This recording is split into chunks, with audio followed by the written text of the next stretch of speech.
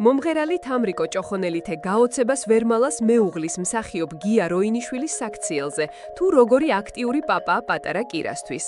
კირა მსახიობ მარიამ როინიშვილის და ვახო კანდელაკის შვილია. ისინი ცოტა ხნის წინ მშობლები გახდნენ. როგორც თამრიკო ჭოხონელიძე ამბობს, კირამ მისი და მისი მეუღლის ცხოვრება თავდაყირა დააკენა. მე ასეთი გია არ მინახავს. ჩვენ საკმაოდ ახალგაზრდები გავხდით ბებია და პაპა. 45 წლის ვიყავი, ბებია რომ გავხდი.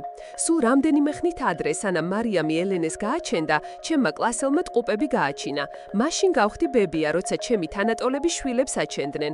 ელენე მეც და გიამაც კი აღვიქვით შვილიშვილად, მაგრამ კირამ აბსოლუტურად გადაატრიალა ყველაფერი. ვიმეორებ, მე ასეთი გია ჯერ არ მინახავს.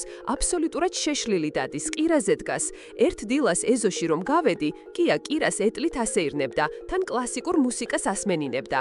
ასეთი რამ არც ელენეზე და არც მარიამზე არ გაუკეთებია, ამბობს თამრიკო ჭოხონელიძე.